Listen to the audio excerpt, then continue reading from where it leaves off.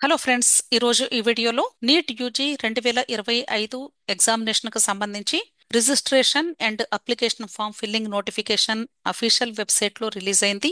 ఈ నోటిఫికేషన్ మీరు చూడాలి అంటే గూగుల్ సెర్చ్ బార్లో neet.nta.nic.in అని టైప్ చేసి ఎంటర్ చేసినట్లయితే ఈ national eligibility cum entrance test UG అని ఈ అఫీషియల్ వెబ్సైట్ మీకు ఓపెన్ అవుతుంది.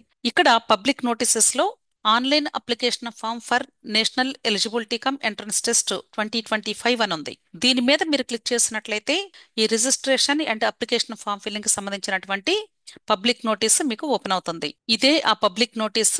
ఇది ఫిబ్రవరి 7వ తారీఖున రిలీజ్ అయింది. ఈ registration and application form filling చేయడానికి ఇక్కడ షెడ్యూల్ కూడా ఇచ్చారు. ఫిబ్రవరి 7వ తారీఖు ఆల్రెడీ స్టార్ట్ అయిపోయింది. మార్చి 7వ తారీఖు అర్ధరాత్రి 11 గంటల 50 నిమిషాల వరకు టైం ఉంది. కరెక్షన్ ఇన్ పర్టికులర్స్ అన్నారు. అంటే అప్లికేషన్ లో పొరపాటున మీరు ఏదైనా మిస్టేక్స్ చేస్తే కేవలము ఒక 2 డేస్ మాత్రమే టైం ఇస్తారు. ఆ 2 డేస్ లో మీరు అంటే అన్ని కరెక్షన్స్ చేయడానికి పాసిబిలిటీ ఉండదు. కొంత డేటా మాత్రమే మీరు చేంజెస్ చేసుకునే అవకాశం కల్పిస్తారు. కాబట్టి దయచేసి ప్రతి ఒక్కరు కూడా అప్లికేషన్ ఫిల్లింగ్ చేసేటప్పుడే జాగ్రత్తగా ఫిల్ చేసుకుంటే మంచిది. ఈ కరెక్షన్స్ చేసుకోవడానికి మార్చి 9th నుండి 11th వరకు టైం ఇస్తున్నారు. అలాగే ఈ application form registration fee amount వచ్చేసి జనరల్ కేటగిరీ అంటే ఓసీ కేటగిరీ స్టూడెంట్స్ కి రూ. 1700 అంటే ఇండియన్ స్టూడెంట్స్ కి ఇక్కడ ఇచ్చింది. ఇక్కడ అవుట్ సైడ్ ఇండియా ఇచ్చారండి. అవుట్ సైడ్ ఇండియా అయితే టోటల్ గా రూ. 9,500 పే చేయాల్సి ఉంటుంది అందరూ కూడా. అదే ఇండియాలో ఉన్నటువంటి స్టూడెంట్స్ అయితే జనరల్ కేటగిరీ ఓసీ స్టూడెంట్స్ కి రూ. 1,700, general EWS category students, OBC NCL category students రూ. 1,600, SC ST PWBD and third gender అయితే రూ. 1,000 రిజిస్ట్రేషన్ ఫీ అమౌంట్ పే చేసి అప్లికేషన్ ఫామ్ ఫిల్లింగ్ చేయాల్సి ఉంటుంది.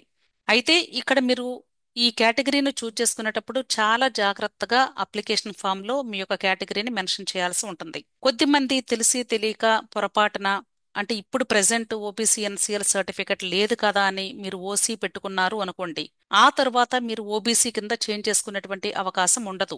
అలాగే ఒకవేళ మీరు ఈడబ్ల్యూఎస్ కేటగిరీకి సంబంధించిన స్టూడెంట్ అయినా సరే సర్టిఫికెట్ ఇప్పుడు తీసుకోకపోయినా పర్లేదు, కానీ అప్లికేషన్ ఫామ్ ఫిల్ చేసేటప్పుడు మాత్రం ఖచ్చితంగా మీరు ఈడబ్ల్యూఎస్ కేటగిరీ స్టూడెంట్ అయితే ఈడబ్ల్యూఎస్ అని పెట్టుకోండి, ఓబీసీ ఎన్సీఎల్ కేటగిరీ స్టూడెంట్ అయితే ఓబీసీ ఎన్సీఎల్ అని పెట్టండి.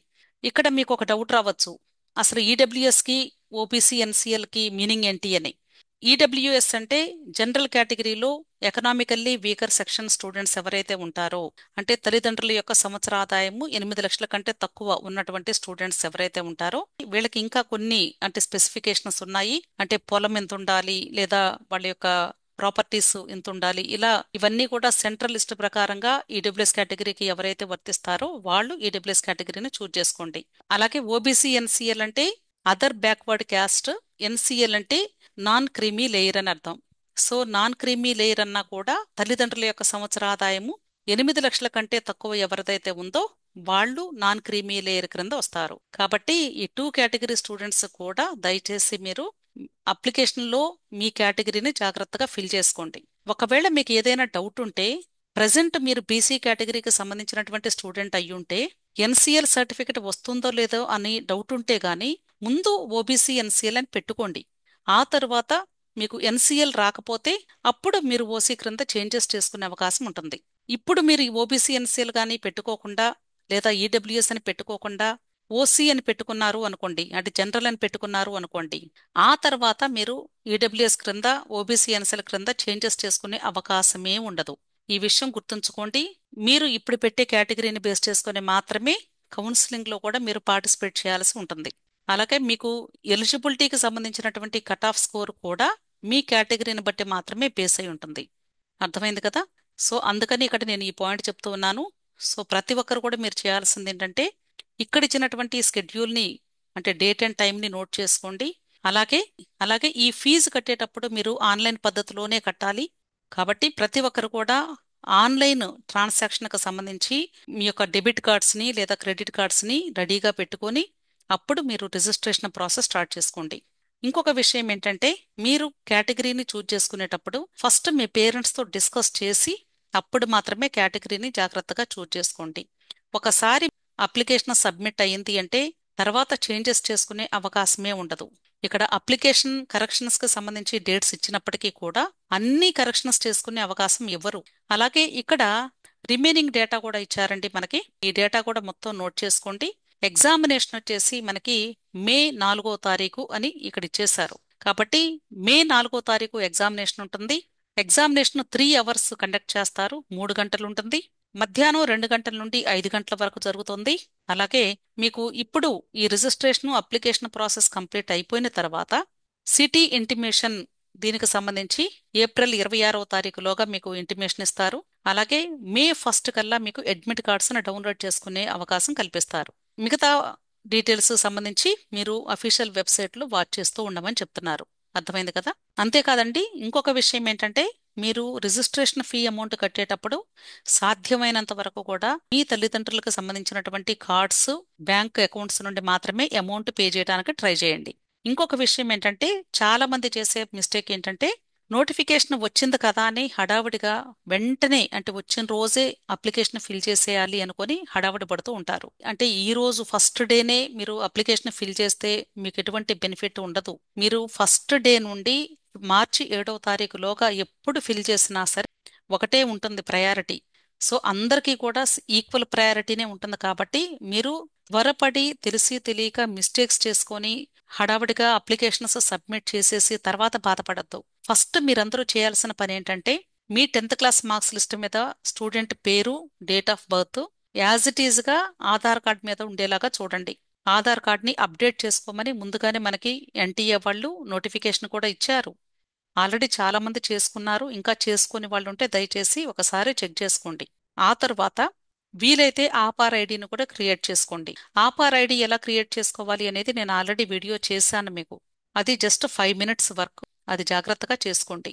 ఆ తర్వాత టోటల్ అప్లికేషన్ ఫామ్ ఫిల్ చేసే కంటే కూడా ముందుగా మీరు చేయాల్సింది ఏంటంటే, ఒకవేళ అంటే మీకు మీ దగ్గర సర్టిఫికెట్స్ లేవు అనుకోండి అందుబాటులో, లేదా మీ పిల్లలు హాస్టల్లో ఉండి వాళ్ళ యొక్క ఫింగర్ ప్రింట్స్ లేదా సిగ్నేచరు, పాస్పోర్ట్ సైజ్ ఫోటోగ్రాఫు ఇవన్నీ కూడా లేట్ అయినాయి అనుకోండి, మీరు చేయాల్సిన పని ఏంటంటే ఫస్ట్ ఈ NEET UG 2025 application form fill చేసే ముందు రిజిస్ట్రేషన్ ప్రాసెస్ ఉంటుంది.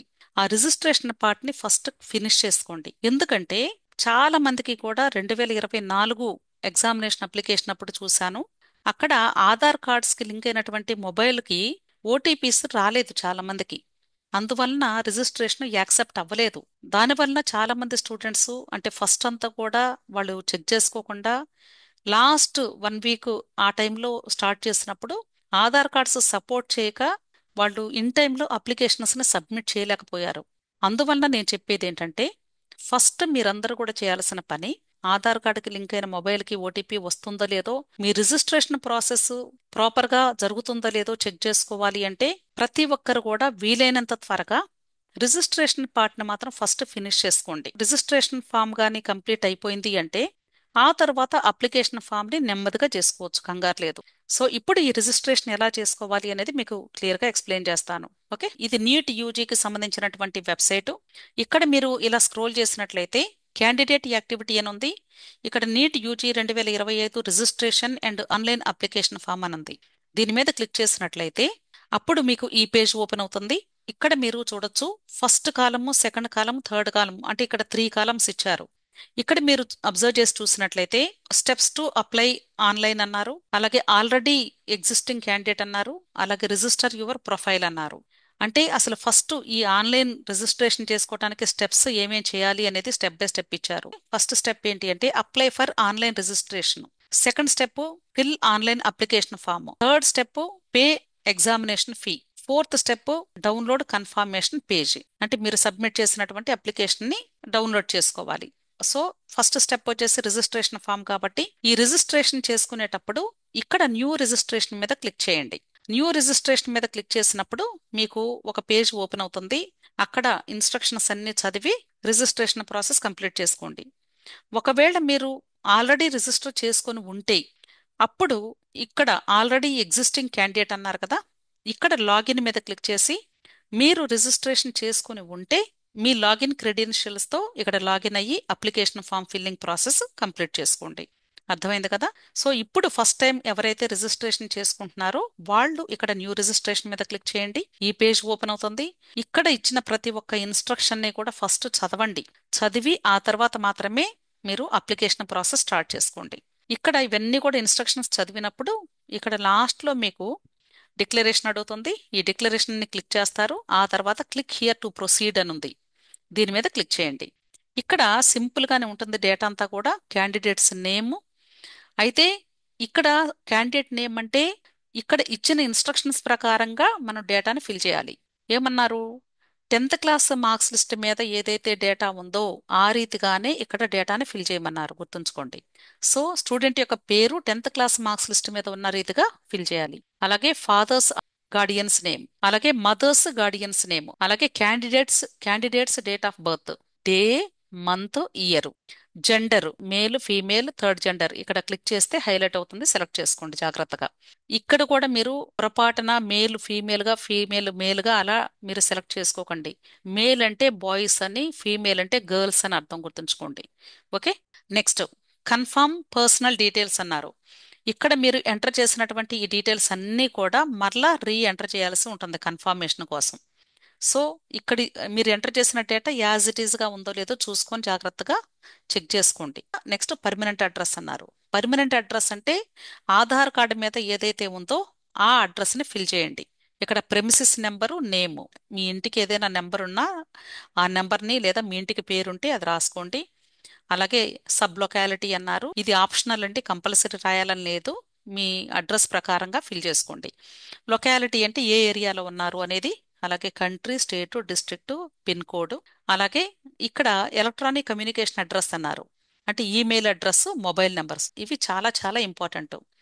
చాలా మంది స్టూడెంట్స్ ఏం చేస్తారంటే ఇక్కడ మీరు ఇంటర్మీడియట్ లేదా లాంగ్ టర్మ్స్ కోచింగ్ సెంటర్స్లో లేదా కాలేజెస్లో చదువుతూ ఉన్నారనుకోండి.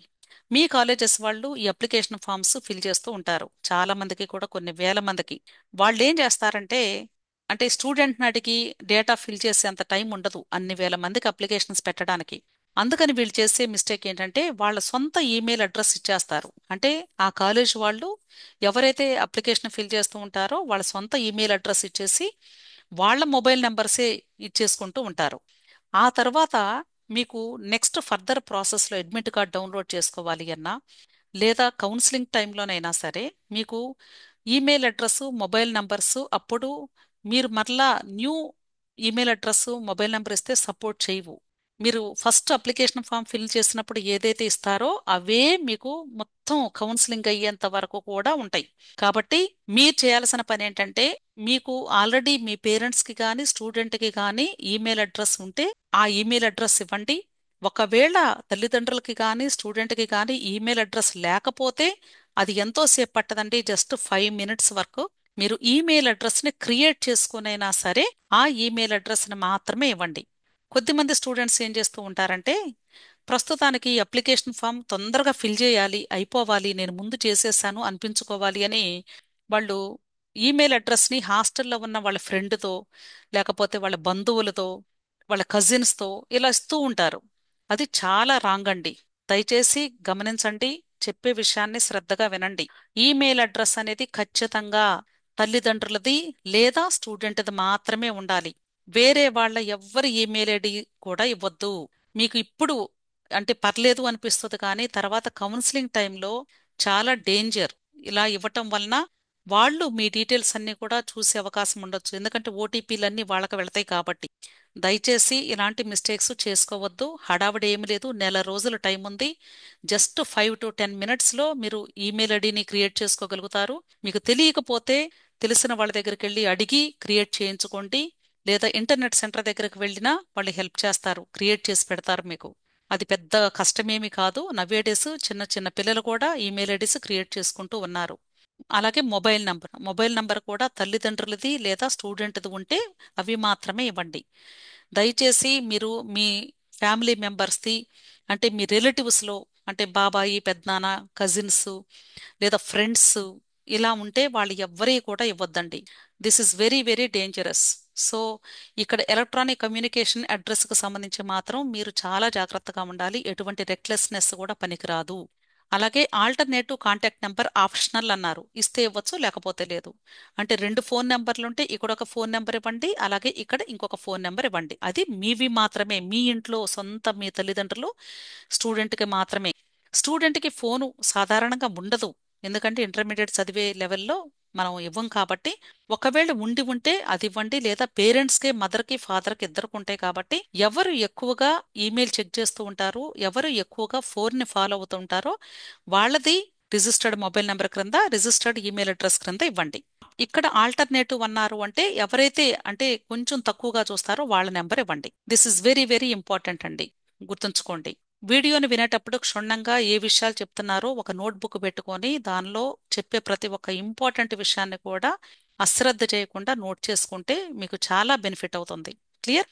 నెక్స్ట్, అలాగే ఇక్కడ ప్రజెంట్ అడ్రస్ అన్నారు. ప్రజెంట్ అడ్రస్ అంటే ఇప్పుడు ప్రస్తుతం మీరు ఏ ఇంట్లో ఉంటున్నారు అంటే, ఇక్కడ జనరల్గా ఏంటంటే ఆధార్ కార్డు మీద ఒక అడ్రస్ ఉంటుంది కొద్దిమందికి, ఇప్పుడు ప్రెసెంట్ వాళ్ళు ఉండే ఇంటి అడ్రస్ వేరుగా ఉంటుంది యూజువల్గా. అయితే ఇక్కడ మీరు గమనించాల్సిన విషయం ఏంటంటే, పర్మనెంట్ అడ్రస్ అన్నప్పుడు డెఫినెట్ గా మనము ఆధార్ కార్డ్ అడ్రస్సే ఇస్తాము. ఇక్కడ ప్రెసెంట్ అడ్రస్ అన్నప్పుడు కూడా అంటే వీలైనంత వరకు మీరు ఆధార్ కార్డ్ మీద తీస్తే బెటరు. ఎందుకంటే ఎటువంటి పోస్ట్ కూడా మీకు రాదు. అంటే అసలు పోస్టల్ కమ్యూనికేషన్ అనేది ఉండదు మీకు. ఏ లెటర్స్ రావటం కానీ లేదా అలాట్మెంట్ ఆర్డర్స్ రావటం కానీ ఏది కూడా అసలు పోస్ట్ ద్వారా నడిపించేది ఉండదు. కాబట్టి ఆధార్ కార్డు మీద ఏది ఉందో అది ఇస్తే బెటరు. ప్రెసెంట్ మేము ఉన్నదే ఇచ్చుకుంటామంటే అదేనా ఇవ్వచ్చు మీరు, ప్రాబ్లం ఏమి లేదు. సో ఇక్కడ ఒకవేళ రెండు అడ్రస్లు సేమ్ అయితే సేమ్ యాజ్ ప్రజెంట్ అడ్రస్ అని క్లిక్ చేయండి. అప్పుడు అదే కాపీ అయిపోతుంది, మరలా మీరు టైప్ చేయాల్సిన అవసరం లేదు. లేదు మేము ఫ్రెష్గా ఎంటర్ చేస్తామంటే చక్కగా మరలా ఎంటర్ చేసుకోండి, నో ప్రాబ్లం అండి దీనికి. అలాగే చూస్ పాస్వర్డ్ అన్నారు. Password also very very important. పాస్వర్డ్ని ఎలా క్రియేట్ చేసుకోవాలి అనేది ఆల్రెడీ ఫస్ట్ ఇన్స్ట్రక్షన్స్ ఇచ్చినప్పుడే మీకు అక్కడ చెప్తారు. అంటే మినిమం ఎన్ని క్యారెక్టర్స్ ఉండాలి, అలాగే క్యాపిటల్ లెటర్ ఉండాలి, స్మాల్ లెటర్స్ ఉండాలి, న్యూమరికల్ వాల్యూస్, స్పెషల్ క్యారెక్టర్స్ ఏమేమి ఉండాలి ఇవన్నీ కూడా చెప్తారు. అవన్నీ కూడా మీరు ఇన్స్ట్రక్షన్స్ చదివినప్పుడే, అక్కడ చదివితే మీకు క్లియర్గా అర్థమవుతుంది. దాన్ని బట్టి ఇక్కడ మీరు పాస్వర్డ్ని క్రియేట్ చేసుకోండి. ఏ పాస్వర్డ్ని అయితే క్రియేట్ చేశారో అది ఒక నోట్బుక్లో రాసుకోండి. మీరు ఈ రోజు ఫిబ్రవరి 7వ తారీఖు మీకు నోటిఫికేషన్ వచ్చింది కాబట్టి ఈ రోజు ఒక 100 పేజెస్ నోట్బుక్ మీరు పెట్టుకుంటే మంచిది. ఈ 100 పేజెస్ నోట్బుక్లో ఫస్ట్ పేజ్లో ఫిబ్రవరి 7వ తారీఖు అని డేట్ వేసుకొని చక్కగా NEET UG registration and application అని హెడ్డింగ్ పెట్టుకోండి. ఈ అప్లికేషన్లో ఫిల్ చేసేటువంటి డేటాని అంటే మీరు registered mobile number, registered email address, alternative mobile number, alternative email address, అలాగే పాస్వర్డ్, ఇవన్నీ కూడా చక్కగా నోట్బుక్లో ఎంటర్ చేసుకోండి. అప్పుడు మీరు మర్చిపోవటం అనేది ఉండదు. అర్థమైంది కదా? సో ఇక్కడ మీరు క్రియేట్ చేస్తున్నటువంటి పాస్వర్డ్ని మరలా టైప్ చేస్తారు. తర్వాత ఇక్కడ సెక్యూరిటీ క్వశ్చన్ అడుగుతాం. ఇక్కడ మీరు ఇప్పుడు ప్రెసెంట్ ఏదో ఒక క్వశ్చన్ని సెలెక్ట్ చేసుకొని దానికి ఇక్కడ సెలెక్ట్ ఆన్సర్ అని ఉంది కదా, సెక్యూరిటీ ఆన్సర్ అని ఉంది కదా, ఇక్కడ టైప్ చేస్తారు. ఇప్పుడు ఎగ్జాంపుల్ ఏంటి, suppose what is your place of birth అన్నారు అనుకోండి, మీరు హైదరాబాద్లో పుట్టారు అనుకోండి. ఇక్కడ ఈ క్వశ్చన్ సెలెక్ట్ చేసుకొని ఇక్కడ హైదరాబాద్ అని టైప్ చేయాలి. అర్థమైంది కదా? సో ఇలా మీరు మీకు నచ్చినటువంటి క్వశ్చన్, ఈ క్వశ్చన్ కూడా నోట్బుక్లో రాసుకోండి. ఆ తర్వాత ఇక్కడ క్యాప్చా అని ఉంది కదా, అంటే ఇక్కడ కనిపించేటువంటి ఈ లెటర్స్, డిజిట్స్ని ఇక్కడ టైప్ చేయండి. తర్వాత సబ్మిట్ కొడతారు. అక్కడ మీరు సబ్మిట్ చేసినప్పుడు ఇలా రివ్యూ పేజ్ అని ఉంటుంది, అంటే అన్నీ ఒకసారి చెక్ చేసుకోమంటుంది. ఇప్పుడు మీరు సబ్మిట్ చేసినటువంటి రిజిస్ట్రేషన్ ఫామ్ డీటెయిల్స్ అన్నీ కూడా జాగ్రత్తగా మరలా ఒకసారి చెక్ చేసుకొని ఆ తర్వాత మీరు చెక్ చేసుకున్నటువంటి ఇది ఇక్కడ అన్నీ కూడా కరెక్ట్గా ఉన్నాయి లేదో స్టెప్ బై స్టెప్ ఇక్కడ లిస్ట్ ఇచ్చారు, ఇవన్నీ కూడా టిక్ చేయండి, అంటే చెక్ లిస్ట్ లాగా. ఆ తర్వాత అగ్రీ మీద క్లిక్ చేయండి. తర్వాత సబ్మిట్ అండ్ సెండ్ ఓటీపీ మీద క్లిక్ చేస్తారు. You wish to submit registration form and get OTP అని ఉంది, ఎస్ మీద క్లిక్ చేస్తారు. ఇక్కడ ఓటీపీ ఎంటర్ చేసిన తర్వాత సబ్మిట్ రిజిస్ట్రేషన్ ఫామ్ అంటారు, ఇక్కడ క్లిక్ చేస్తారు. సో దీంతో రిజిస్ట్రేషన్ ప్రాసెస్ కంప్లీట్ అయిపోతుంది. అర్థమైంది కదా? ఈ రిజిస్ట్రేషన్ ప్రాసెస్ కంప్లీట్ అయిపోయిన తర్వాత ఇక్కడ మీరు కంప్లీట్ అప్లికేషన్ ఫామ్లోకి వెళతారు, దీని మీద క్లిక్ చేస్తారు. ఇక్కడ ఇవన్నీ కూడా వరుసగా కనిపిస్తాయి మీకు. అంటే ఇక్కడ ఏ స్టెప్ అయితే కంప్లీట్ అవుతుందో ఇక్కడ కంప్లీటెడ్ అని ఉంటుంది, ఇన్కంప్లీట్వి ఇక్కడ ఇన్కంప్లీట్ అని కనిపిస్తాయి. Next step register personal details అని ఉన్నాయి. Next register identity details, register ఆపార్ ID, register exam and exam centre details, ఇవన్నీ కూడా స్టెప్ బై స్టెప్ మీరు ఫిల్ చేయాల్సి ఉంటుంది. ఇవే లిస్ట్ ఇక్కడ లెఫ్ట్ సైడ్ కూడా కనిపిస్తాయి. ఆల్రెడీ కాంటాక్ట్ డీటెయిల్స్ అయిపోయింది కాబట్టి రిజిస్టర్ పర్సనల్ డీటెయిల్స్ మీద క్లిక్ చేస్తారు. ఇక్కడ ఆల్రెడీ మీరు ఎంటర్ చేసినటువంటి డేటా ఉంటుంది, ఇంకా ఎంటర్ చేయాల్సినటువంటి డేటా ఏదైతే ఉందో అవన్నీ కూడా మీరు ఫిల్ చేయాలి. ఇవి ఫిల్ చేసేటప్పుడు జాగ్రత్తగా మీ పేరెంట్స్ని అడిగి అప్పుడు మాత్రమే ఫిల్ చేయండి. మీరు కాలేజ్లో మీరు ఫిల్ చేయించుకుంటూ ఉంటే అప్లికేషను వాళ్ళు ప్రాపర్గా చేస్తున్నారా లేదా అనేది అంతా ఫిల్ చేసిన తర్వాత సబ్మిట్ చేసే ముందు మీకు ఒకసారి ప్రివ్యూ కాపీని చూపించమని అడగండి. మీరు మరలా ఒకసారి చెక్ చేసుకొని అప్పుడు మాత్రమే ఫైనల్ సబ్మిట్ చేయించుకోండి. పర్టికులర్గా మీరు గమనించాల్సింది కేటగిరీ, జెండరు, నేము, ఆధార్ కార్డు ఇవన్నీ కూడా చాలా జాగ్రత్తగా వెరిఫై చేసుకోవాల్సి ఉంటుంది, గుర్తుంచుకోండి. క్లియర్? నెక్స్ట్, ఇవన్నీ డీటెయిల్స్ ఫిల్ చేసిన తర్వాత ఇక్కడ క్యాప్చా మీద ఎంటర్ చేసి సేవ్ అండ్ నెక్స్ట్. అంటే మీరు ఒక్కొక్క స్టెప్ ఇవన్నీ ఫిల్ చేస్తూ ఉన్నప్పుడు ఇక్కడ లాస్ట్లో సేవ్ అండ్ నెక్స్ట్ అని వస్తూ ఉంటుంది. అన్నీ అయిపోయిన తర్వాత ప్రివ్యూ కాపీ కనిపిస్తుంది, అంటే టోటల్ అప్లికేషన్ చెక్ చేసుకోమంటుంది. అది అప్లికేషన్ చెక్ చేసుకున్న తర్వాత అన్నీ కరెక్ట్గా ఉంటే అప్పుడు మాత్రమే సబ్మిట్ చేయండి. ఆ తర్వాత రిజిస్ట్రేషన్ ఫీ అమౌంట్ కడతారు. దాంతో మీ యొక్క ప్రాసెస్ కంప్లీట్ అయిపోతుంది. క్లియర్? సో ఈ వీడియోలో ఇంతవరకు అంటే మీ అందరూ కూడా ఈ రిజిస్ట్రేషన్ ఫామ్ ఎలా పూర్తి చేయాలి అనేది మీకు ఎక్స్ప్లెయిన్ చేశాను. నెక్స్ట్ వీడియోలో మీకు ఈ అప్లికేషన్ ప్రాసెస్కి సంబంధించినటువంటి డీటెయిల్స్ అన్నీ కూడా ఎక్స్ప్లెయిన్ చేస్తాను. సో మీరు తప్పు లేకుండా ఈ యొక్క రిజిస్ట్రేషన్ ప్రాసెస్ని ఇన్ టైంలో ప్రాపర్గా సబ్మిట్ చేసుకోండి. ఓకే, ఇలా మీకు ఫస్ట్ స్టెప్ కంప్లీట్ అయిపోయిన తర్వాత ఇక్కడ మీకు అప్లికేషన్ నెంబర్ కూడా వస్తుంది. అలాగే మీ రిజిస్టర్డ్ మొబైల్ నెంబర్కి కూడా ఈ యొక్క అప్లికేషన్ నెంబరు మెసేజ్ SMS వస్తుంది. దాన్ని జాగ్రత్తగా నోట్ చేసుకోండి.